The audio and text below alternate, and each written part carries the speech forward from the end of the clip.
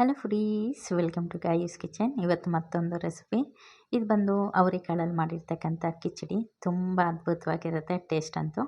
ನೀವು ಕೂಡ ಟ್ರೈ ಮಾಡಿ ಅಂತ ಹೇಳ್ತೀನಿ. ಬೆಳಿಗ್ಗೆ ತಿಂಡಿಗಾದರೂ ಮಾಡ್ಕೊಬೋದು, ಅಥವಾ ನೈಟ್ ಡಿನ್ನರ್ ಆಗೂ ಸಹ ತುಂಬ ಚೆನ್ನಾಗಾಗುತ್ತೆ. ಒನ್ ಪಾಟ್ ರೆಸಿಪಿ, ಕೆಲವೇ ನಿಮಿಷಗಳಲ್ಲಿ ಮಾಡ್ಕೊಂಡ್ಬಿಡ್ಬೋದು. ಟೇಸ್ಟೂ ಅಷ್ಟೇ ಅದ್ಭುತವಾಗಿರುತ್ತೆ. ಬನ್ನಿ ತಡ ಮಾಡದೆ ರೆಸಿಪಿ ಹೇಗೆ ಮಾಡೋದಂತ ನೋಡ್ಕೊಳ್ಳೋಣ. ಈಗ ಅವರೆಕಾಳು ಸೀಸನ್ ಅಲ್ವಾ, ಕಂಪ್ಲೀಟ್ ಆಗೋಷ್ಟರಲ್ಲಿ ನೀವು ಕೂಡ ಟ್ರೈ ಮಾಡಿ ರೆಸಿಪಿನ. ಅದಕ್ಕಾಗಿ ನೋಡಿ, ಮೊದಲೇದಾಗಿ ಒಂದು ಕುಕ್ಕರ್ ಇಟ್ಕೊಂಡಿದ್ದೀನಿ. ಅದಕ್ಕೆ ಎಣ್ಣೆ ಮತ್ತು ತುಪ್ಪ ಎರಡನ್ನೂ ಸೇರಿಸ್ಕೋಬೇಕಾಗತ್ತೆ. 2 ಈಕ್ವಲ್ ಕ್ವಾಂಟಿಟಿಯಲ್ಲಿ ಸೇರಿಸ್ಕೊಳ್ಳಿ. ಅರ್ಧ ತುಪ್ಪ ಮತ್ತು ಅರ್ಧ ಎಣ್ಣೆ ಹಾಕ್ಕೊಳ್ಳಿ. ಇದು ಕಾದಾದಮೇಲೆ ಒಂದು 3/4 ಸ್ಪೂನಷ್ಟು ಜೀರಿಗೆನ ಸೇರಿಸ್ಕೋಬೇಕಾಗತ್ತೆ. ಜೀರಿಗೆ ಸ್ವಲ್ಪ ಅರಳಿದ್ದಾದಮೇಲೆ 5ರಿಂದ 6 ಕರಿಮೆಣಸನ್ನು ಸೇರಿಸ್ಕೊಂಡಿದ್ದೀನಿ. ಇದ್ರ ಪೌಡರನ್ನು ಸಹ ಸೇರಿಸ್ಕೋಬೇಕು, ಅದಕ್ಕಾಗಿ ನಾನಿಲ್ಲಿ ಕಡಿಮೆ ಸೇರಿಸಿದ್ದೀನಿ.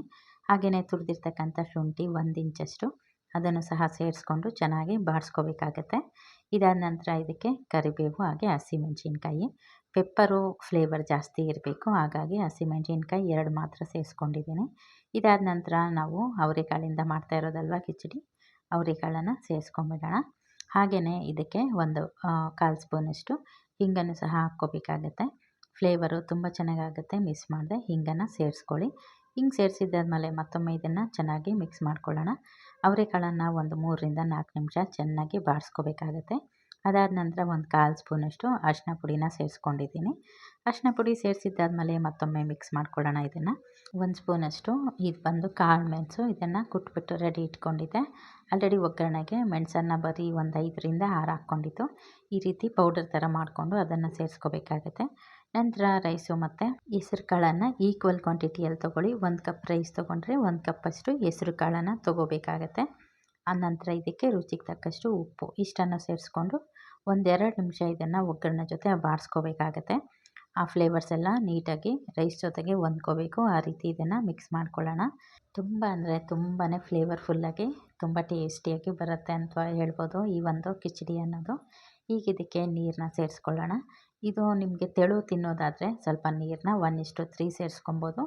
ನಾರ್ಮಲ್ ನಾನು ರೈಸ್ ಥರನೇ ಮಾಡ್ಕೊಳ್ತಾ ಇದ್ದೀನಿ. 1:2 ರೇಷನಲ್ಲಿ ಸೇರಿಸ್ಕೊಂಡಿದ್ದೀನಿ. ಹಾಗೆ ಇದಕ್ಕೆ ಕೊತ್ತಂಬರಿ ಸೊಪ್ಪು ಹಾಕ್ಕೊಳ್ಳೋಣ. ಇದಾದ ನಂತರ ಒಂದು 1/4 ಸ್ಪೂನಷ್ಟು ಗರಂ ಮಸಾಲನೂ ಸಹ ಸೇರಿಸ್ಕೋಬೇಕಾಗತ್ತೆ. ಫ್ಲೇವರು ತುಂಬ ಚೆನ್ನಾಗಿ ಕೊಡುತ್ತೆ. ತಪ್ಪದೆ 1/4 ಸ್ಪೂನಷ್ಟು ಗರಂ ಮಸಾಲನ ಸೇರಿಸ್ಕೊಳ್ಳಿ. ಕುದಿ ಬರೋ ಟೈಮಲ್ಲಿ ಹಾಕ್ಕೊಳ್ಳಿ.